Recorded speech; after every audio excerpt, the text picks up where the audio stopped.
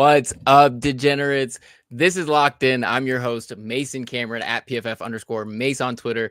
And with me, as always, my partner in crime, Vishaal Gupta at Vishaal_Gupta95 on Twitter. V, how are you doing? We have a crazy week. The bye weeks are done. They're out the window. We have a full slate of matchups to rip into, a lot of good games, some heavyweight fights, some playoff battles, a lot of stuff to dive our teeth, to sink our teeth into, rather. How are you doing? How are you living? Doing good. Very excited to get into the slate. We have like 5 or 6 games on Sunday that are going to have like massive playoff implications down the line. So super excited to get into some of those and talk about those. Should be a super fun week of football this week. There's a lot of good games, and we don't have all of them on our slate here. So if you guys are following along and want to know our opinion, obviously you can drop it in the chat or head over into our Discord and hit us up there in the betting chat, importantnonsense.com. That's how you become a member. That's how you get access to our Discord. You can ask us all of the questions that you got for your betting tickets, and you can also ask all the fantasy guys about your playoff pushes. I know Jason's been putting in a lot of work getting his rankings out as people are in the playoffs. And V, we were just talking off air just a second ago about a heartbreaker that you had in your fantasy playoffs, and it actually has to do with the game we are looking at first with the Thursday night recap. I'm not gonna lie, this was one of the most boring games I've ever watched in my entire life. So I mean, that's just the way that it goes, though. The Rams head into San Francisco to take on the 49ers. 49ers were 3-point favorites at home. I just don't quite get that. I don't really understand how that tends to happen. They haven't really been all that good, and this Rams team was kind of pushing. That was a weird one from the jump. And of course, they win this one 12-6, win outright and cover. And the total on this game, a pretty lofty 48.5 points. But what do you know? This game ended 12-6. No touchdowns. It was 6-3 through 3 quarters. Yeah. It was just not really a great game. Cooper Kupp, 0 catches. Matthew Stafford didn't have a great game. That's what we were talking about on air before, or off air right before the show. A tough break there on that. And then the story of the game, are coming out after the game. Dre Greenlaw returned this week after tearing his Achilles in the playoffs. Was it in the Super Bowl? It was in the Super Bowl. It was in the Super Bowl. I was trying to remember what game, and I didn't want to go look it up, but tore his Achilles in the Super Bowl, came back, ended up having to leave the game around the mid-third quarter, I think, and he was saying that his knee wasn't quite feeling right, which is interesting because it's obviously not Achilles. He said that the Achilles felt fine. But yeah, Devondre Campbell refused to enter the game. This is kind of an odd one, as you know, Devondre Campbell, candidate for Walter Payton Man of the Year 2023. He's usually a really solid teammate. He's been playing decently well this season, and he refused to enter the game. That pissed off a lot of people. Not that it really mattered, because they scored 6 total points. Like, score more on offense, and we'll worry about what Devondre Campbell's doing after that. But yeah, the NFC West, and for some reason my notes I wrote NFC North. The NFC West, extremely tight race right now. The Rams, they're pushing themselves into striking distance right here. That's going to turn our attention to the Seattle game a little bit later on Sunday. They're going to be hosting Green Bay on Sunday Night Football this week. They are 2.5 point home dogs. So that's going to be a really interesting one. You guys might check out the Discord, plug. We might have a pick there on that one. But overall, I'm not going to lie, an incredibly boring game. I fell asleep during it a number of times. The All-22 wasn't much better. V, what did you make of this matchup? Yeah, just a horrific game on just pretty much every account to watch. And, personally, just not a fun game to watch. I'm only in one fantasy league this year, so I put all my time and energy into that one league. Of course, I go in with the Stafford Kupp combo, expecting huge numbers similar to last week, and I get a total of a whopping 5 points out of those guys. Just kills my season, kills my fantasy run. Just one game on a Thursday, so on that front, just brutal to watch. As a game as a whole, though, shout out to the Rams for finding a way to pull this one out despite just getting nothing from their passing attack and sticking to the running game, which was not great, but was efficient enough for them to, move the ball a little bit and get into scoring position in the second half. So impressive way for them to figure out a way to win this game, despite not a ton going well for them offensively. Defense really stepped up, something we, gave up 42 points last week, and they come back 4 days later and only give up 6 points. That's really impressive. So good for the Rams. They are a serious playoff contender, not just to win the NFC West outright in terms of division winner, but they can sneak into the 7th seed if they can, run the table down the stretch and get a couple losses from the Commanders here late in the season. So they are a threat in multiple ways to make the playoffs. So that's going to be fun to watch because I think they can make some noise. We saw it last week. They got bounced in the first game, but they gave the Lions a really good fight in that wild card game. I think they could do something similar going forward. So shout out to the Rams. I think they're going to be very interesting down the stretch. And then for the Niners, I don't know how much you can really take away too much, not just from this game, but season as a whole. Just too many injuries, too much bad luck, things just not going right. When you see Debo dropping that slant last night that would have probably scored, it's just one of those seasons for them. Don't know what it'll look like for them next year because the contract situation is kind of ballooning and getting out of control, especially with Purdy coming up as somebody who needs to be signed, or maybe he walks or goes somewhere else. It's going to be, tough because they've already paid a bunch of guys there. So interesting to see. Hopefully this is not the end of their window. I would doubt that just because they're so good at finding talent and so good at coaching. I think they'll still be, a competitive team, but, tough season for them when this was potentially the last rodeo for this main core in San Fran. Yeah, 100% agree. They are limping their way through this season pretty much all season long. Trent Williams, he's been out for the last 4 games. Brock Purdy, while he missed that game, has come back hurt pretty much every week. He isn't really moving with the same enthusiasm. He took a really nasty, weird crunch last week that in the pocket that will kind of like took him out of the game there for a second. Yeah. It's a tough look for them right now. They're limping along. Nobody in the backfield. It's Bosa's been out a few games. I know he came back this week, but when you are missing so many key and crucial players and you have your hands tied behind your back, it's like no wonder this team did not produce like it did like it did last season. And frankly, on books, it's been weird because they continue to get this like rep of like that they're covering games and that they're winning, and they're not playing well on defense. They're not playing well on offense. And conversely, you have a Rams team who's really young and they have some good pieces that have been playing really, really well. Their defense hasn't necessarily been amazing in a lot of advanced metrics, but they have some tenacity on defense and they played really well in this one. And then we already know, like you said, this was almost a weird reverse game because they've been almost a little bit more consistent on offense because they have these 2 really good weapons. Kyron Williams, he's been playing a little bit better. And then, Matt Stafford, he's just going to lock in when the time matters most. And right now they are in a crucial moment. They are pushing for this playoff berth.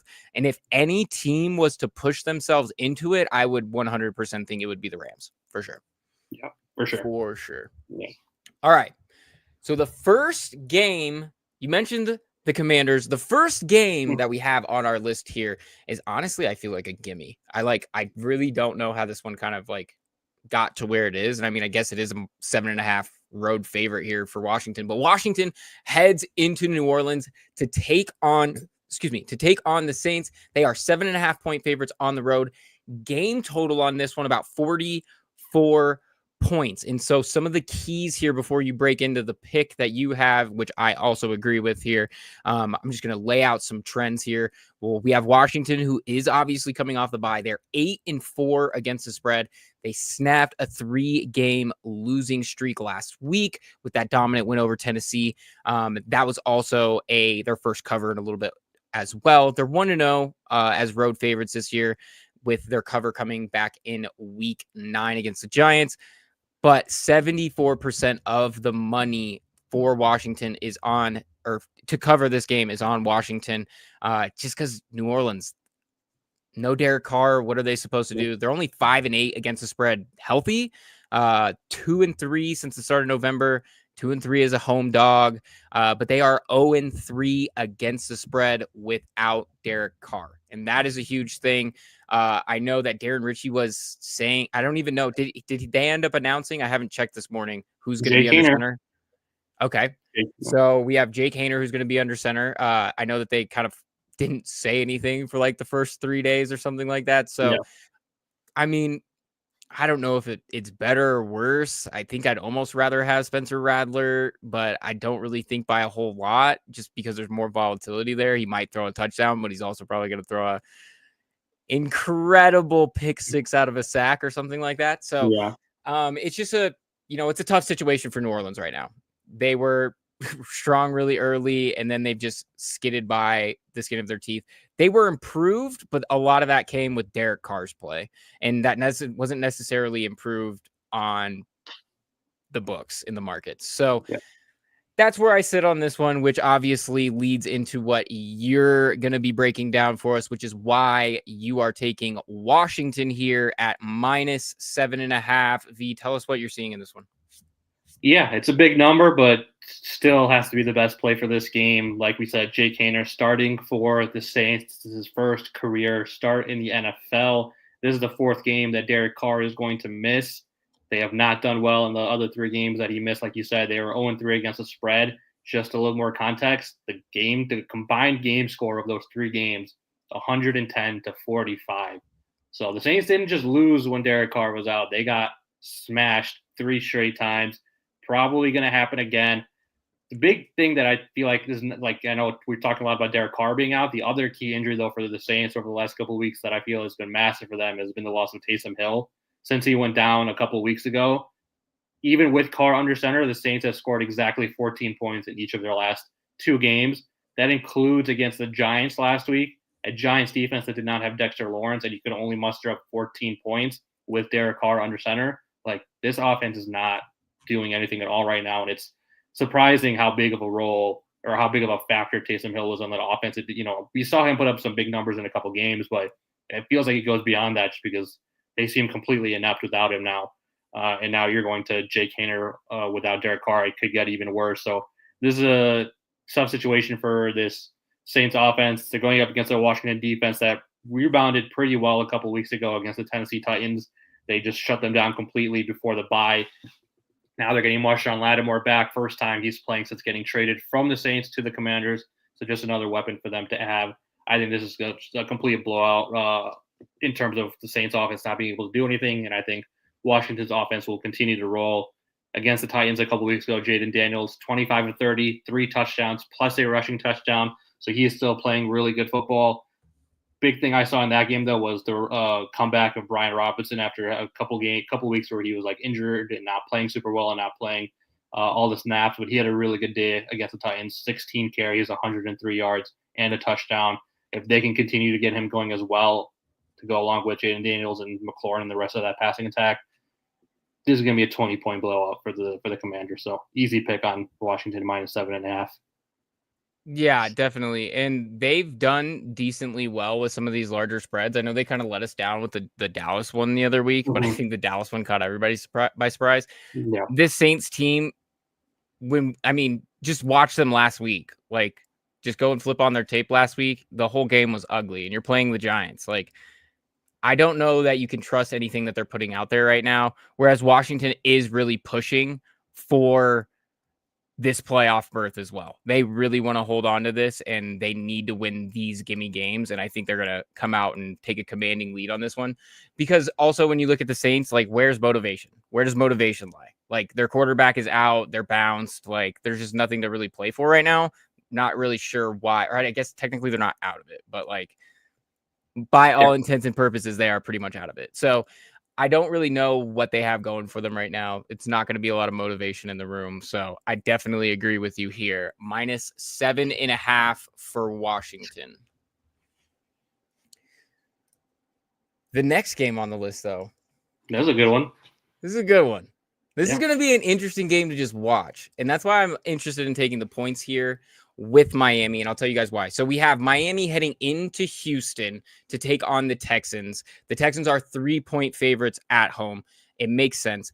46.5, depending on where you're shopping for the game total. Houston's coming off a bye, so obviously they're a little bit rested. And neither team's been super consistent against the spread. It's really hard to look at Miami's overall spread metrics because there's just that huge span of time that they didn't have Tua and they weren't the same team. they're a much different team right now. They're much improved.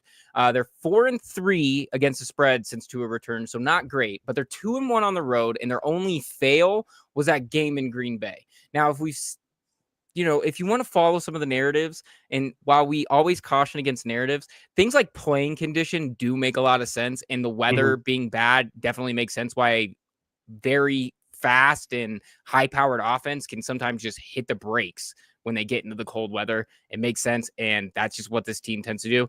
Well, they're playing in Houston. It's a dome, and it's obviously Houston, so it's not going to be cold. And when we look at what Houston's done, it hasn't been terribly great. They're 3-6-1 against the spread as a favorite this year, and they've been favorite a lot, which is kind of a weird trend because they continue to not cover, but have to lay points. And now they're heading into a really crazy stretch where they have to play 3 games in 11 days. So it's going to be a tough look for them on if they may be looking past Miami or maybe not taking them quite as seriously. And you should be taking Miami very seriously, especially on offense, where since week 8, when Tua returned, they're 5th in EPA per play, they're 1st in successful play rate, which is 41%. They're tied with Buffalo in scoring drive percentage, 55.2. Only like 4 or 5 teams are over 50% since that span. And they're 5th in offensive points scored. They've scored 30 or more in 3 of their last 4. So they are potent offensively. And then when you just look at Houston's D over the same span, they are strong, but I think that there's a big crux here. And it's the fact that, that Aziz Al-Shaair is not in this game after he's going to start serving his 3-game suspension this week. Apparently it was supposed to be 4 games, but then they did 3. I'm not really exactly sure. But anyway, I don't agree with the hit. I think there's a long line of dirty plays by Aziz Al-Shaair. But one thing the guy can do is he plays around the football. Yeah. And missing him is going to be a big blow to this Houston defense that has been pretty good, but we also have to take some context into effect here. So as I was saying, they're 4th in EPA per play against, their 1st in successful play allowed rate at just 30%. And they have the most turnovers forced over that span. That's 13. But we have to see where these numbers come from. Jacksonville, Dallas, Tennessee. This is the same unit that let Tennessee get 32 a couple weeks ago, and they barely escaped Jacksonville the week after. I'm not confident in what they have to prove. I think that they're probably fine. They're not going to lose the division, I don't think, even though it's a close one. I think they're probably a slightly stronger team than Indy, but I do not think that they are the same team they were last year and a very, very potent threat offensively, and they were strong defensively earlier, and they're not that strong defensively kind of as we're going through it, at least piece by piece. Miami, though, there is some injuries. They're going to be without Teron Armstead, which is troubling when you have some pretty potent edge rushing there. But otherwise, Miami does pretty good to get the ball out of Tua's hands. They try to protect him a lot better in that regard with the play calling, as opposed to being like, hey, I need my 5 guys up front to just stand up. They just say, hey, we're going to get the ball out of your hand a little bit quicker, and that's worked out for them. And when the weather doesn't play a factor, they can turn it on. Last week, they ended up forcing overtime because they had 11 in the 4th quarter when they needed it most.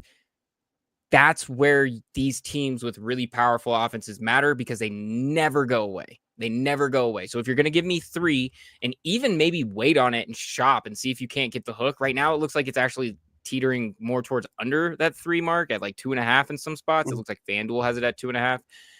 So it's a question. You might try to risk it and see if you can't get the hook somewhere, or maybe spend a little bit on it to get the hook. But I really do like 3 and the push value that you could potentially get there with this being a close game down the stretch. I think that if Miami turns it on offensively and figures some things out, I don't know that Houston has enough to take the lead and push forward. Anything that you're seeing in this one, V, that I missed? I think you covered a lot of it. This was a really tough one for me to, handicap and figure out this weekend. It seems like these teams are really, really close. I think on paper, taking the 3 makes sense, but a couple concerns for me. I think the first one you already mentioned was with Armstead being out and you're going up against guys like Will Anderson, Daniel Hunter on the other side, like that's a really tough matchup for this Miami offensive line. And, Tua and that offense do a good job, getting the ball out of his hands quickly. But in those instances where that's not happening, he can get pressured, and he does not do very well under pressure from what we've seen. So that is a concern. The other one for me was, I did not come away very impressed with Miami's defense last week. They really got kind of lit up by that Jets offense that has been inept for the majority of the season. Rodgers had his best passing game in terms of passing yardage. Garrett Wilson and Devontae Adams both had a really, really big days. Now you're going up against a team with guys like Nico Collins, Tank Dell. This is another good Houston offense that, hasn't really put it all together yet, but hopefully they just had their bye week. They've kind of figured some stuff out, and they're going to come out swinging. Could be a tough matchup for this Miami defense. So that's a concern for me. So it's probably overall I'm going to stay away from this one. The 3 is just it's too close. I could really see this one going either way for me. Yeah, it should be a good one. It should be a good one for sure. It should definitely be a nice one. All right. Next game on the list here is another one that we both have a little bit of skin on, and it's that same Jets team that we were talking about. You know what? I might have missed last week, but I'm not going to miss this week. I think we flipped our sides on this from last week to this week. Yeah. So anyway, the Jets are on the road here, -3.5 against the Jags, and game total on this one, about 40.5 points. Sorry, I almost forgot that for the folks at home. So just some of the trends that we're seeing so far. Jacksonville 7-5-1 against the spread, which is actually fairly impressive considering that they're not even very good of a team. Nope. 5-1-1 since week 7. They're 2-0-1 as home dogs. But this is the big crux. This is why everybody comes here, so that we do the research, and then you guys get to go onto Twitter and into your group chats and tell people this. Without Trevor Lawrence, they are 2-1-1 against the spread since week 10. So not awful, not terrible. They've been playing a little bit more inspired. They eliminated Tennessee last week on the road. Their really only terrible outing was the 52-6 loss against Detroit on the road. Now, that can't be just discounted and thrown away, but I don't think there's many rosters out there that are as complete right now as Detroit has. So, I mean, we'll give them that one a little bit, even though that's about as ugly of a loss as you're going to get all season long. The Jets, on the other hand, though, we continue to talk about it. They're 4-9 against the spread, and they're fairly terrible on the road and as a favorite. Their last win on the road came back in week 2, and they covered as dogs last week. I get it, but I'm just not sure. I understand. They're pushed at best, depending on where you had the line. It was -5.5 or -6. So yeah, they gave that touchdown in overtime. They might have best case pushed. So they didn't even cover last week, I wouldn't say. Okay, so then there we go.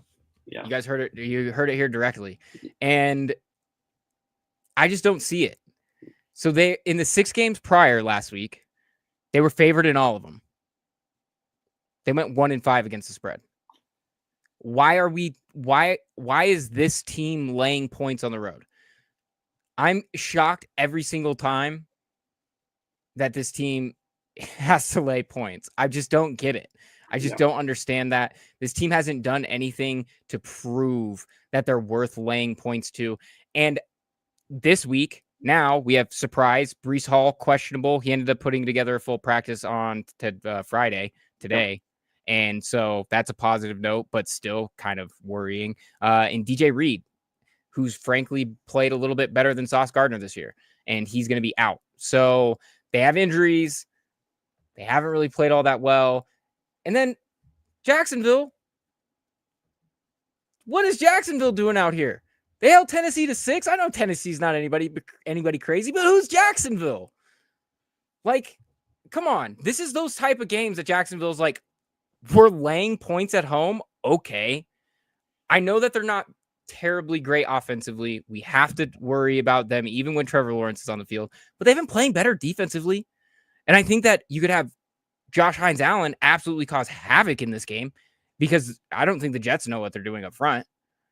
So frankly, I'm just going to take the +3.5. I really, you know what? It's not going to be my most confident bet of the week. It shouldn't be yours either.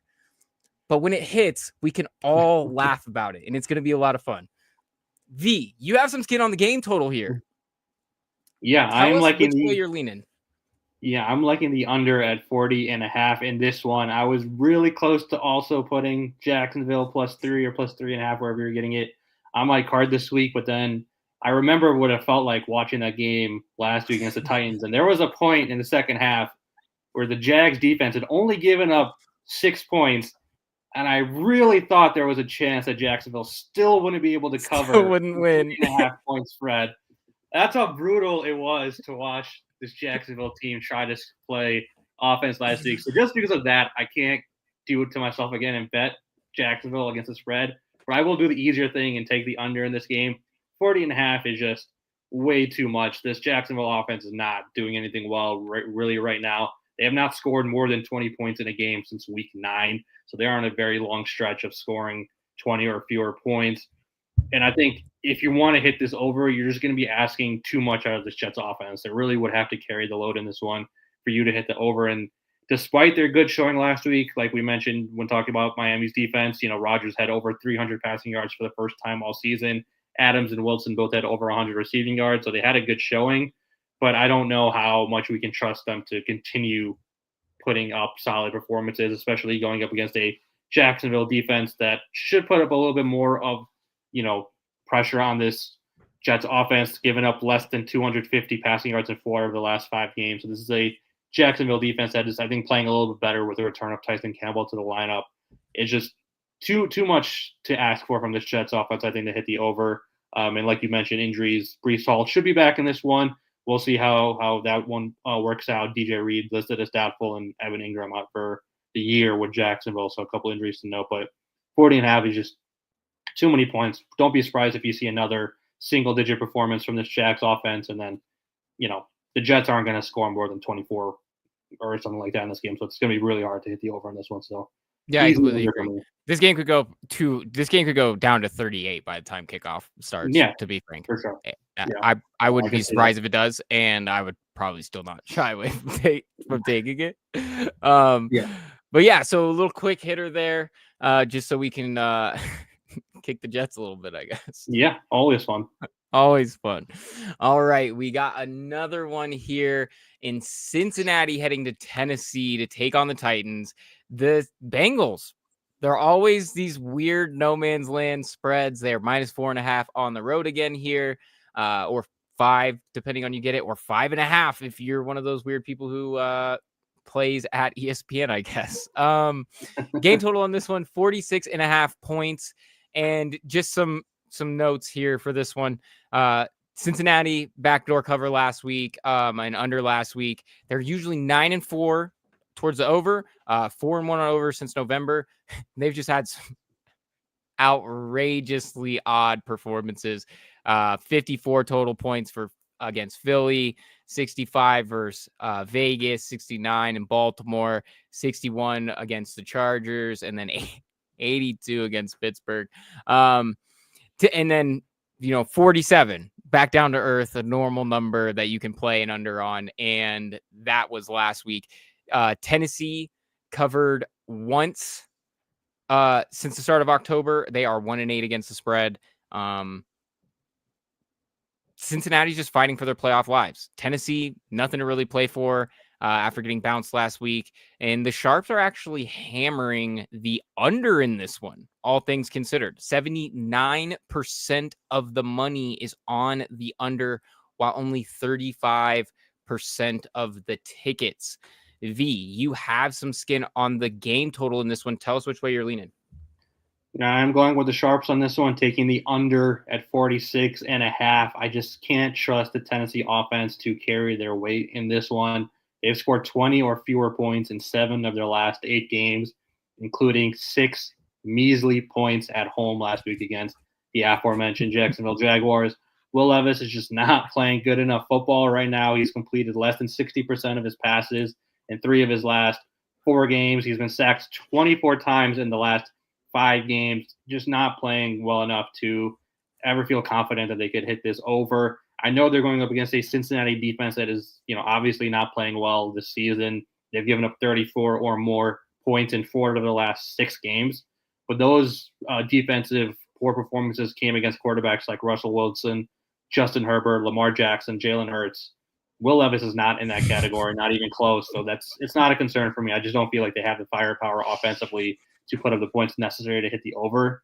The concern, though, for this one is that Cincinnati's offense is definitely good enough to kind of do the majority of the damage on their own. They're just so incredibly good with guys like Burrow, Chase, Higgins, all those guys are just putting up crazy numbers. They've scored 27 or more points in 5 straight games. Burrow has just been phenomenal this year, over 300 passing yards in 4 straight games, 3 or more touchdowns in 5 straight games. If it were not for his record, he would be right up there as favorites for the MVP because statistically speaking, just a phenomenal season for him. The good thing, though, if you're taking the under, is that Tennessee's defense ranks first in pass defense. They're giving up the fewest passing yards per game this year at 175.5. I think their pass defense is good enough where they're going to be able to slow down Cincinnati's offense just enough for this game to go under. I'm seeing like a 27-17 type score, which would hit the under by about 2.5 points. So that's kind of where I'm leaning at. I just don't think Tennessee's offense is nowhere near good enough to want to bet an over with them involved. Yeah, Cincinnati has to hit. Bottom line, Cincinnati has to hit more than 30 in this game. You would think so. If this game is going to go over. Yeah. I mean, frankly. And because what have we seen? I mean, I hate to continue to kick Will Levis, but I don't know that him and Brian Callahan are going to be there next year. So it's something that's going to be up for debate because they haven't played good football literally at all on the offensive side of the football pretty much all season, except for when they got to go and play Houston, where they scored 32, which we talked about earlier. Yep. So other than that, I don't know. Cincinnati, obviously, one of the most potent offenses in the league. I did have a tiny, tiny little bit of pause when they're tied at 20 with Dallas last week. And the way they win off kind of a backdoor cover off of I don't even remember who it was that just fell asleep in coverage, got turned around, and Jamar Chase is just like, all right, dude. That was a brutal final 2 minutes for the Cowboys. I looked back and looked up, and then all of a sudden the score was different, and I was like, what just happened? Okay.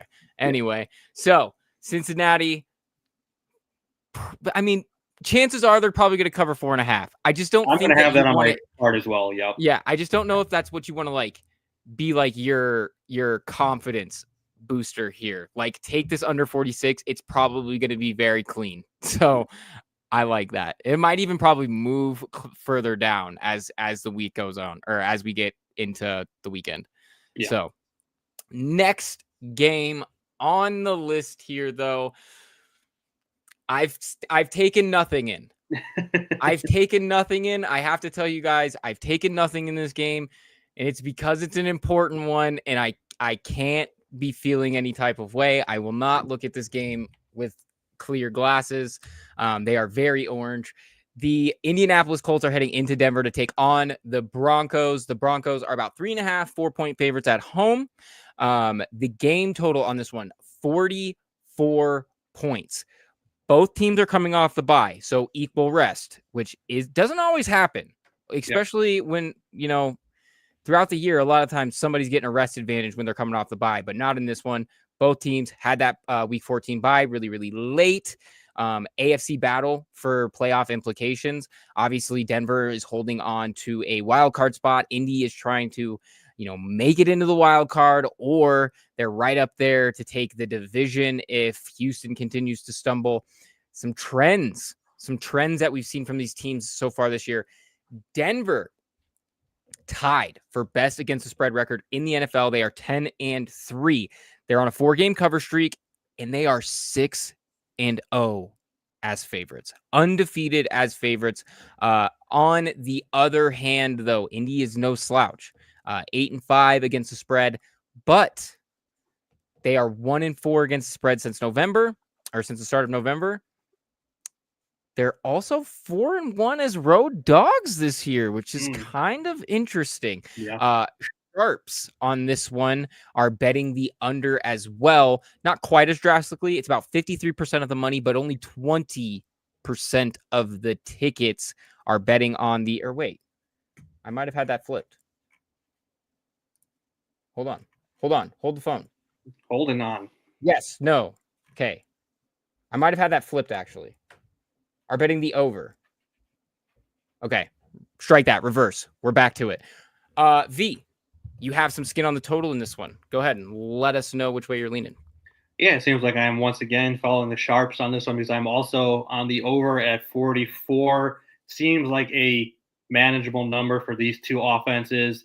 Indy, have not been consistently good all season offensively, but they have been better recently. And if they can continue playing, passable offense, I think they can hit the over in this game. They've scored 20 or more in 3 of their last 4 games, including 25 or more in 2 of their last 3. If you look at Anthony Richardson's numbers, they're still not going to look very good, especially when you look at his completion percentage. A lot of games where he's still hitting below 50% completion percentage. But if you look at the film, you're seeing a lot better play actually out of him recently after his benching. There's a lot of instances where receivers are either dropping passes or they're just not able to keep their feet in bounds on these sideline throws where Richardson is kind of dropping it in a bucket. So there seems to be a lot of his receivers just not being able to hold up their end of things. Despite those issues, they're still putting up pretty solid numbers in terms of points scored, as I mentioned. So, they're not playing 100% and they're still doing well. If they can continue improving and get better, which hopefully they did during the bye week, this can be an even better offense.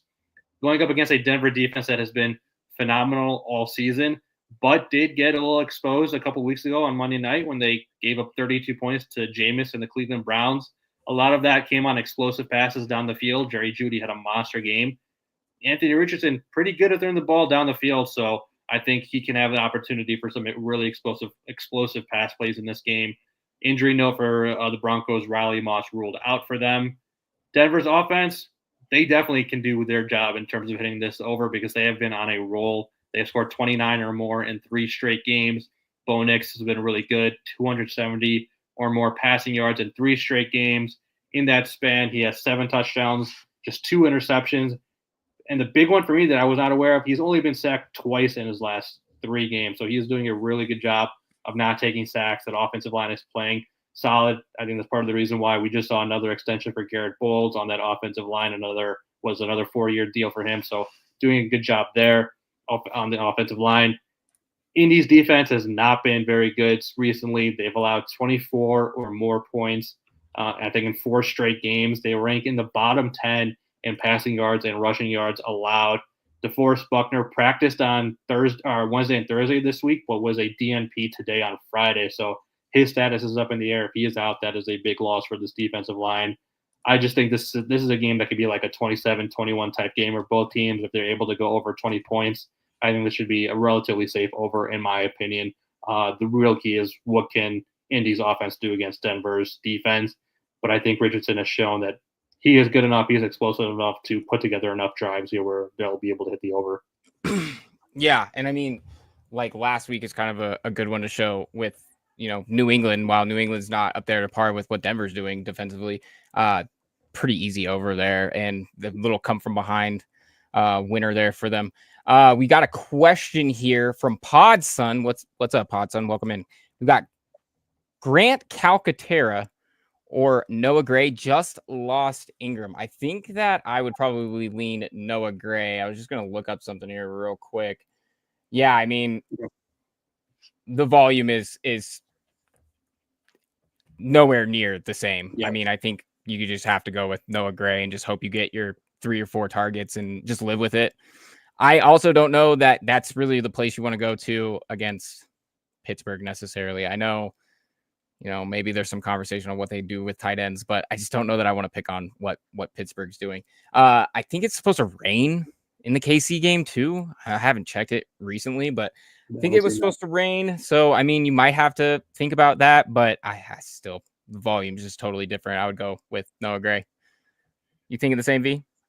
Yeah, I think you just have to. We're going to talk about Philly a little bit later, but yeah, their passing offense, just the volume there. There's just nowhere near enough pass attempts in that offense where you could feel good about playing Calcaterra. It's really just a touchdown or nothing type situation with him. Whereas with Noah Gray, you have seen him be much more involved in the offense this season. There was a couple of weeks where he was getting way more attention than Travis Kelce was. So there is definitely a legit argument to him being a startable player at the tight end position in fantasy. So even if you still had Ingram, I would consider playing Noah Gray over him, to be honest. He's got 4 touchdowns last 4 weeks, last month. Yeah. So I'm right there with you. And then what is Calcaterra has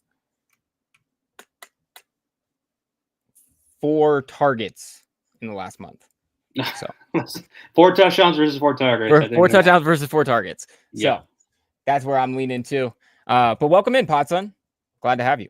This is the betting show. This is the Locked In Betting Show. We're going over some of our picks here. So stick around. If you got any questions about betting, hit us up, because we got some winners here, I think. We've actually broken down quite a bit of a good slate. There's going to be a really good slate. We're getting into some good games here in a few.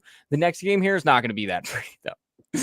The next game is not going to be that pretty here, though. Oh, but yes, agreed, V. We are going over on the 44 for Denver and Indy. And you know what? I just want to say this because I want it to be on record somewhere. The day that Anthony Richardson figures it out, he's going to be a problem, because every flash that he shows is like, wow.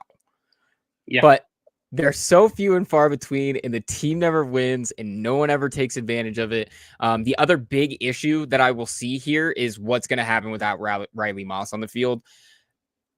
We talked about Levi Wallace ad nauseum a couple weeks ago. I don't know that they can survive again. It's a big loss for them. This is a big loss for them. No problem, Pod. Have a good one. Or if you're sticking around, welcome, but no problem at all. We've got a few games still left on the slate. The next one we're going to be talking about is New England heading into Arizona to take on the Cardinals. Cards are -6 here. And that's a big number. I tried so hard to convince myself to take New England, and I couldn't. So I did the same thing that you did with the last game with the game total, and we are going under the 46.5 here. I really don't know where they're getting this 46.5 from. I'm going to be honest. I don't know who priced this. I wouldn't have priced this like that. This is a 43-point game max. Absolutely max. And I don't care what the recent trends say on that. New England coming off a bye here, so they are rested. I don't really think that matters too much. They have been improved, but what are we getting out of Arizona? I just don't know. Arizona has effectively shot themselves in the foot, and they might be, while the NFC West is a very close race, like San Francisco, I do not think is even in it. I really don't think they're running anymore. The Cardinals are very much looking like they're not running for it anymore. And this was a division that was like decided by one game a couple weeks ago. So I'm not impressed with what we've seen from Arizona. They've gone over in just 5 games this season. Their last over, they did go over last week. That was their first since week 10. They are 1-4 on overs since the start of November. And they've just been terrible offensively since the bye. 5.3 yards per play. That's 23rd in the NFL. 20th in EPA per play. Dead last in touchdown drive percentage, just 9.4%. It is hard to have a under 10% touchdown drive percentage, and it is even harder to win when you are scoring less than 10% of your touchdown drives over your recent weeks. And I mean, neither defense has been that good, but I just don't think it matters. Whatever we're going to get out of New England, I just don't think that it's going to be enough combined where we're going to even be close to this 46. Since week 11, both of these offensive, I did it again. Both of these offenses, why am I having so much trouble saying offenses? Because they're both very offensive teams to watch. I think they're offensive. Exactly. Since week 11, both offenses, a combined 10 turnovers, and both are bottom 5 in offensive points scored over that span. What are we going to get out of this? It's going to be an ugly game. They're probably going to turn the ball over to each other a few times, and then this game is going to end 20-13. Thank you. V, do you see anything else in this game? I don't even want to spend too much time because we have a couple of really good games to get to here in a second. But is there anything else you see in this one? No, not really. I mean, Arizona offensively really disappointing the last few weeks. I think over their last 3 games, they have a total of 3 touchdowns offensively, which is just not very good. I understand they played, a couple good defenses with Seattle twice and Minnesota once, but you got to do a little bit better than that. You have too much firepower on that offense right now for that to be the case. So if you're not going to get too much out of Arizona's offense, then you can't really be banking on New England's offense to carry the load because that's just not something they've done this year. So under makes sense to me, but I'm just gonna stay away and not watch this one. To Just be not honest, even turn on the game. no. Don't even bother turning that one on. It's a full 16 game slate, so the afternoon window is packed. We have plenty of games to watch. I agree. Put some respect on my man Drake May. Give me the over. Go Pats. You want to take the Patriots team total over? You could sell me on that, but don't try to sell me on the overall game total over in this one. I think you're right there too. And you know what? The Pats made a good pick in Drake May. He's going to be a hell of a ball player for them. They just need way more. They just need way more around, and they'll actually end up being better once, if they can get back to being a really, really strong defense, like we know they have been. They just got to figure it out. They got to be a little bit stouter fitting the run, and then they'll go a lot further. And one of the other things that we'll see is that they just have to figure out how to block. If they figure out how to get better in the trenches, they're going to be a really, really, really good team, especially behind a cost-effective quarterback. And I mean, obviously, I feel like they need some weapons too, but that's all something that they can approach in due time. But yeah, they've got a good piece to build around in Drake May, and maybe Pod, we'll look into what the total is for the team, and if you hit us up in Discord, maybe we'll have a pick on it for you there. We'll make a little nice little ticket for you. All right. Next game on the total here. Next game on our list here. Tampa Bay heading into LA to take on the Chargers. I'm actually excited for this game. Tampa Bay has been one of my favorite teams. I love watching Baker Mayfield play football. And now, in sole lead of the NFC South. Can you imagine that? Tampa Bay Buccaneers. Where we were 4 weeks ago, it felt like Atlanta had just completely run away with the division. No talk, no nothing. Just it was over, and now we're here just 4 weeks later. What a turnaround.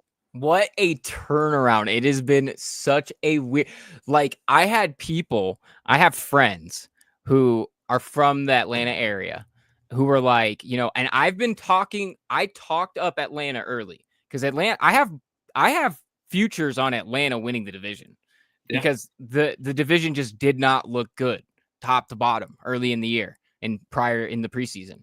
And I told everybody, I was like, hey, if they can figure out this, and this, they'll be fine because they have this. Well, this thing didn't end up working out, and that's whatever Kirk Cousins is putting out on the field on a regular basis. And the defense that they kind of had to figure out just a little bit has not been good in pretty much any sense, and they've just absolutely fallen off a cliff. Whereas Tampa is just one of the scrappiest teams that we see every single week. And now that they have, some weapons and Mike Evans back and they're a little bit healthier. Now, it would be much nicer if, Chris Godwin wasn't out, but they at least have something now.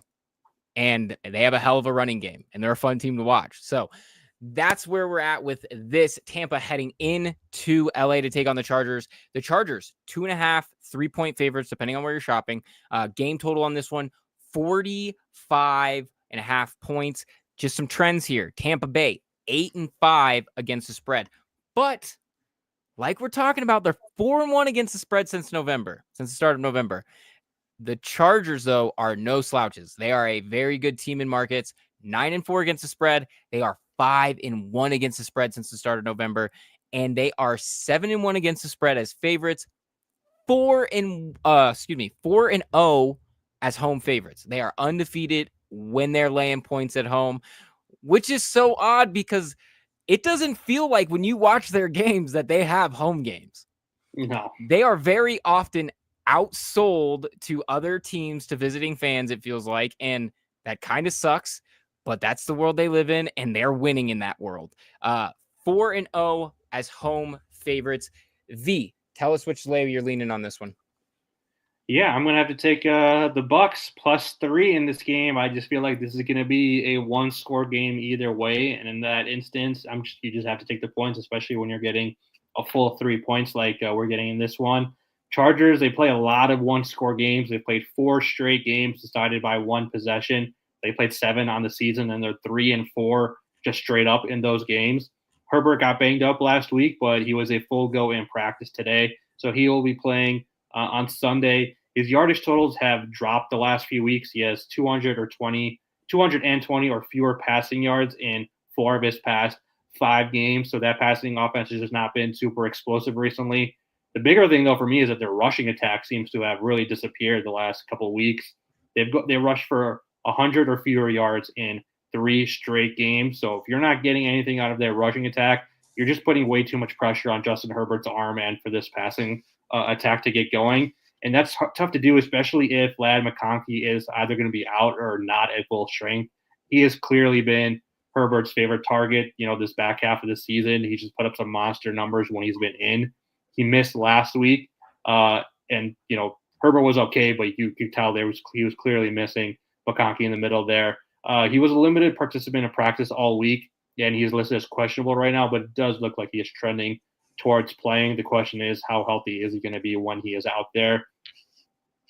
Bucs, on the other hand, they're just straight up rolling right now. They've won 3 straight games since their bye, and they've scored 26 or more points in all 3 of them. A lot of their success recently has to do with their just revamped rushing attack. They've just looked phenomenal on the ground, and it's crazy because they have 3 different backs, and it seems like regardless of who's in there, they're all doing really well. They're just performing super well.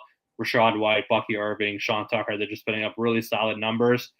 Baker, really good, really fun to watch. He has had some turnover issues recently, though.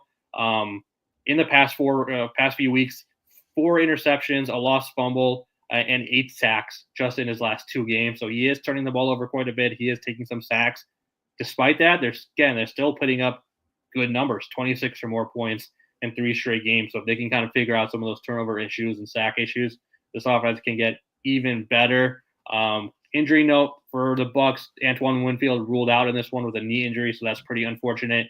And Bucky Irving is questionable after he was a limited participant in practice on Friday. I still think they have enough talent overall, though, offensively and defensively, where they should be able to stay in this game. And again, this is going to be a 1-possession game. It's going to come right down to it.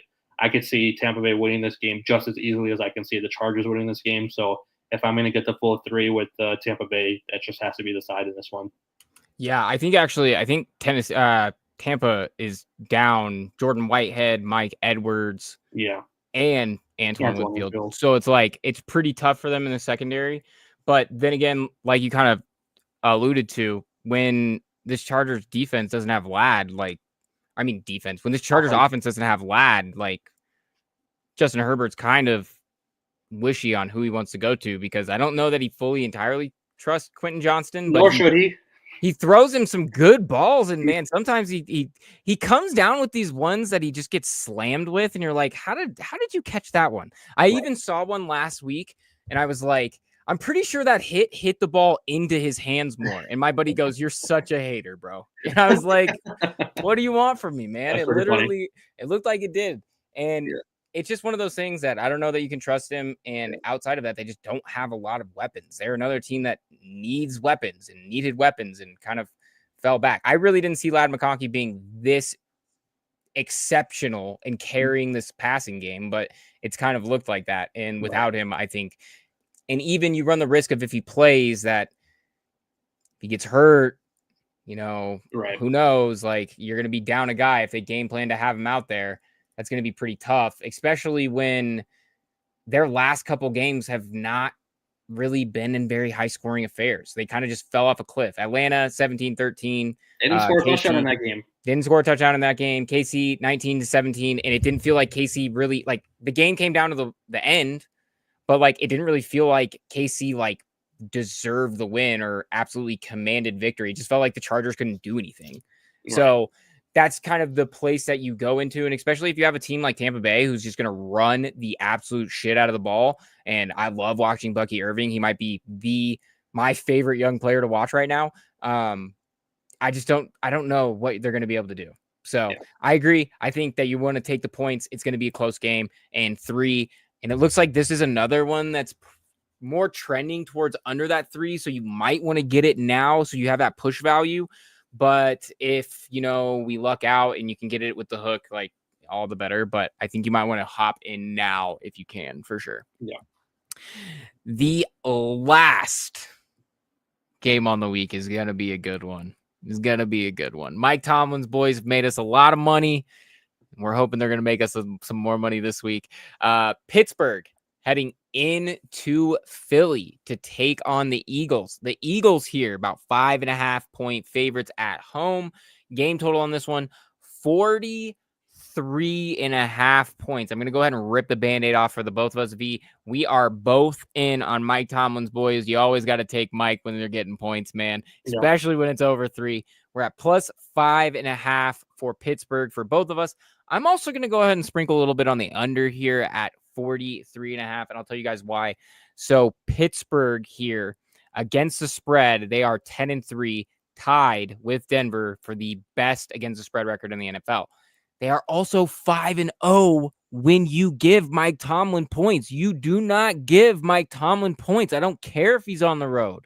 You definitely don't. Well, I mean, they're playing Philly, so I mean, we'll give it a little bit of a pass. But this is, 5.5 is too many. I'm not sure where we're getting 5.5 from, but I'll take it every day of the week. Go ahead and give it to me. Their only failed cover since week 6 was the week 12 snow game in Cleveland, which everybody knows about. Philly, on the other hand, they're not a slouch by any means against the spread. 8-5. They're 4-2 since the start of November. But this team is 1-4 against the spread at home. I actually had to double check and I did a double take and had to go back and look. They are 1-4 against the spread at home. And they almost got caught napping last week against Carolina. I don't know that we can necessarily trust them right now, especially after some of the stuff that we've heard in the media recently. If anybody hasn't heard, where the Brandon Graham came out and said that there's some animosity in the locker room between Jalen Hurts and AJ Brown. And I'd hate to say this, but their answers just confirmed it. Nah, we're good. Brandon doesn't know what he's talking about type things. Like Brandon, he's a leader out there. Just because he tore his arm doesn't mean that he's not still tapped in and telling you guys how it is. And frankly, I don't know that we can trust AJ Brown to be super upfront about if he's really feeling that his quarterback is pulling his weight, particularly since Jalen Hurts hasn't been that good. He's not pulling his weight. He hadn't been that good. And we talk about this ad nauseum. How many other quarterbacks would get absolutely lambasted if they had a Devontae Smith and an AJ Brown and they're throwing 109? How many did you have last week? 109? What was it? Something like that. It was real low. Like a rushing total number. Yeah. I think other quarterbacks would get absolutely lambasted, frankly. We were talking about Drake May. Pod's talking about Drake May a few minutes ago. Not to sit here and put other guys in different situations, but I bet you Drake May wishes he had anybody even close to either of those guys. So it's frankly just not a good look. This is the Saquon Barkley show, so we'll be on record watch, obviously, but this might not be the team to do it against. These are the 2 top graded defenses in the NFL this season, per our friends over at Football Focus.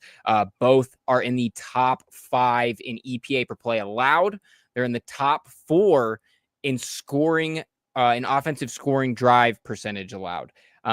Where they do differ, though, they're both still very good. Where they do differ, Philly leads the NFL in yards per play allowed at just 4.7. Pittsburgh, on the other hand, leads in offensive turnovers forced, and that's 26.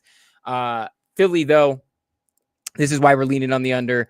Philly has gone over just once in their last 5, and I think it makes a lot of sense. You have 2 really strong defenses here. This is a big battle, and I think that there's going to be some animosity, and I think that we're going to go ahead and see a really low scoring game and a really hard fought game where points are going to be tough to come by. And ultimately, I think when we see games like that, we talk about this a bunch, can't be gifting teams like Mike Tomlin's boys 5.5. This isn't, I don't know where they're seeing this. This isn't Washington. This isn't, Dallas. This isn't another team, that Philly knows what they're doing against. This is a team that has been beating the brakes off of most of the NFL right now, and I'm going to go ahead and take them at the points. Break it down here. Why are you also leaning towards Pittsburgh in the points? Yeah, a lot of what you said is just, it feels like way too many points. Pittsburgh has only lost 3 games this year. None of those games were by more than 5 points this season. So even when they do lose, they're keeping it very, very close. Russell Wilson has just played too well for him to be getting a number this big at 5.5. 6 touchdowns, just 1 interception over his last 3 games. Even last week without George Pickens, he had a solid game. 2 touchdowns, 0 turnovers, only sacked once against a good Cleveland defensive line that has guys like Myles Garrett in there. I know Pittsburgh is going up against a Philly defense that has been incredible this year. They're allowing 20 or fewer points in 8 of their last 9 games. But for Philly to cover a number this big, they're going to have to do more than that on defense. They're going to have to make some big plays and get some takeaways. And one thing that they're not doing is taking the ball away. They have gone 4 straight games where they have 1 or fewer takeaways. So if Philly's defense is not taking the ball away, I'm not sure how they're going to be able to cover a number that big. And Philly's offense just would have to be so much better than what they have been recently to hit this number at 5.5. Jalen Hurts, 120 passing yards or less in each of his last 2 games, a total of 40 pass attempts in his last 2 games.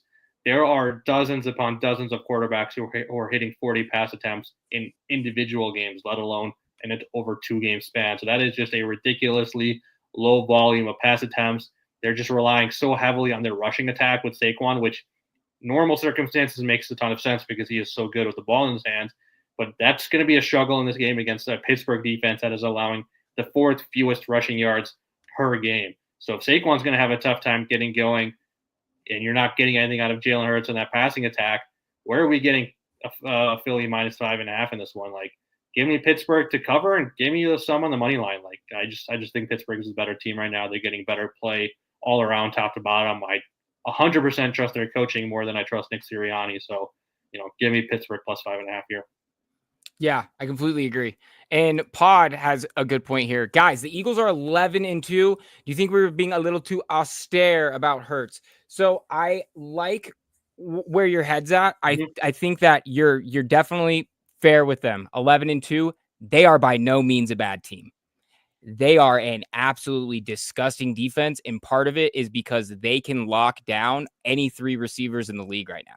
They have an absolutely insane cornerback room, and they're not too shabby at safety. Zach Bond is the best coverage linebacker in the NFL. He might be the best linebacker in the NFL, and they are just playing lights out. So we talk about their front 7 all the time. They have these dogs up front. So yeah, they're going to continue to get after it, and they play well within games where they can keep the script. If they can keep the script in their favor, this game could very well turn for them, and I do not think that they're going to go away quietly in this game. I don't. This is going to be a close game. 5.5 is just too many because they have to have the game script go that way because they have to run the ball. They have to play defense, and they've been able to do that. They've been able to get into situations that let them do that. And now, granted, they have pieces that if they have to throw, frankly, Jalen Hurts doesn't have to throw for more than 150 yards and they can win a game. The issue is that they get too far behind. It's hard to really trust that Jalen Hurts has with them right now to overcome big deficits. And frankly, what we've seen out of the Steelers is that they're not slouches on offense. I think early on in the season, I talked about this a lot, that I didn't think they were going to be anything. Well, I guess that was probably preseason because they started off fairly well offensively. Everybody thought they weren't going to do anything offensively. But what do they do? What do they do really well? Well, they protect really well. They're pretty solid up front, which is going to be a pretty good wash for this Philly defensive line. And then when we look at what they do in terms of in coverage, so they get a little bit of flack and they're not really great in a lot of metrics in coverage, but that's because they're one of the teams that just is we're going to play 1 high, we're going to play cover 3, and we're going to play cover 1. I was actually just about to look up the numbers, but I don't think I have time while I'm doing this little soliloquy. But what we see is that they ask a lot of their guys. So I just think that, frankly, yes, you're going to have an issue trying to really lock down these receivers. But then again, it's going to come down to if Jalen Hurts can hit these throws. It's kind of one of these things. It's like, well, I really don't know where else we're going to go with like where you could potentially beat a team like the Eagles, because they are one of the strongest 53-man rosters in the NFL. They are very, very strong top to bottom. There's not a lot of holes on this team. And the one hole they might potentially have is Jalen Hurts. So you are correct. We are a little bit tough on him. We're definitely being a little bit tough on him. But I will just say, like, when you're looking at quarterbacks and you're trying to evaluate quarterbacks, I would not look at like record as my first thing to determine if I think quarterback is good or not. Like, I understand Eagles are 11-2, but looking at their most recent games, how many of those games are you saying they won that game primarily on the back of Jalen Hurts? Certainly wasn't last week. You know, you look against that game against the Rams a few weeks ago. That was a very tight game at halftime, and then Saquon Barkley just goes nuclear in the second half to pull that one out for Philly. Week before, same thing against the Commanders. Barkley has a massive fourth quarter where he rips off 2 big touchdowns. So, you know, I know Hurts is capable of doing it. We saw it in that Cincy game in the middle of the year where he had a monster game throwing the ball down the field, but it just hasn't been there consistently enough. And when you're looking at some of the volume numbers that we're seeing out of him with just such low passing attempts and passing yardage, it's confounding because there is just so much talent in that passing game with guys like A.J. Brown and Devontae Smith and Dallas Goedert that these numbers should be higher. You would expect it to be significantly higher, especially when you're paying the kind of money you're paying to Jalen Hurts right now. So I think that's just where our concern comes from. But the big thing here is just this line is too big. 5.5 is way too big. Line is just too big. And also you say it. He had that game against the Bengals. Well, who at this point I might be able to go and have that game against the Bengals. No, I'm just kidding. But like, that's what you would want to see. You would want to hope that they get that out of the Bengals. And then the other thing being is that actually, what was I about to say? I got so caught up on the Bengals. I wanted to laugh about the Bengals things. Oh, yes. So yes. Win percentage not being a quarterback stat. So we're talking about 11-2 for the Eagles. The very same could be said on the inverse with a guy like Joe Burrow. His team is terrible. Frankly, they're not very good, but it's not because of him. It's not because of his play. He's playing about as lights out as we've seen a quarterback who can't win any games. So it's one of those things where, like, if an MVP award were up, just look at it. The Eagles are 11-2, and their MVP favorite is Saquon Barkley. Bengals are 4-9, and I would have to say Joe Burrow's odds to win MVP are higher than Jalen Hurts, despite the 7-game difference in their record. Yeah, and I mean, he's not going to be in the finalist for any of that, but like, I wonder, I know that over at PFF, the guys were writing a piece on, the hopefuls for MVP. And I know that guys kind of went back and forth on like Burrow because of the team's record versus how well he's played. And at some point you just have to say it, like, he's one of the top 3 playing quarterback, or one of the top 3 players playing quarterback right now.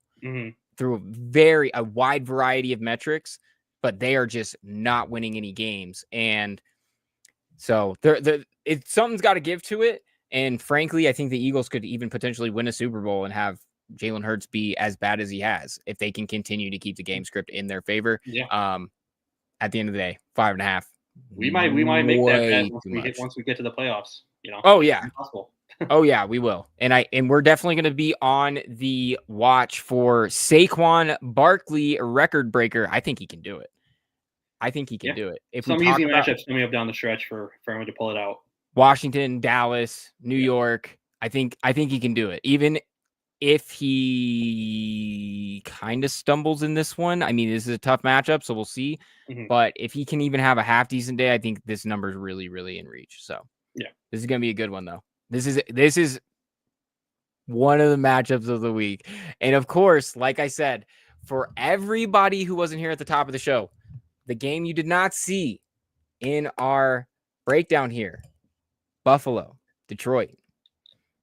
We might have some picks for that over in the Discord. Hit us up, importantnonsense.com. That's how you become a member. That's how you get access to our Discord. You can hit us up for all of our betting picks. You can hit all the fantasy guys up for their picks and their rankings. I know that the playoffs is underway, and maybe you're like me and you've already been bounced out of the playoffs. It's okay. We can make you some money back, and we're going to do it this week because it's a nice little week here. So that does wrap us for week 15. The time flies. It feels like last week it was week 3. Back same time next week, 8 p.m. Eastern. We are going to have some maybe slightly shifted schedule for the shows further on than that. So everybody stay locked in the Discord. We'll keep you guys posted with times and schedule changes and things like that. Yeah. Otherwise, that's about it. Do you have any parting words for the folks at home? Just enjoy your Sunday. This is going to be one of the best Sundays we've had all year, and just enjoy it because you're not going to have fun on Monday night. Trust me. So just make sure you get all your enjoyment on Sunday this week because that is where all the good games are. So have fun, and then can't wait to talk next week. It might be even better next week because we have a couple Saturday games, college football playoffs start next weekend, and we have another NFL slate to go over. So definitely come back and join us next week. NFL all day long, every day. We got to love it. All right. Yep. Until next time, everybody, good night and good luck.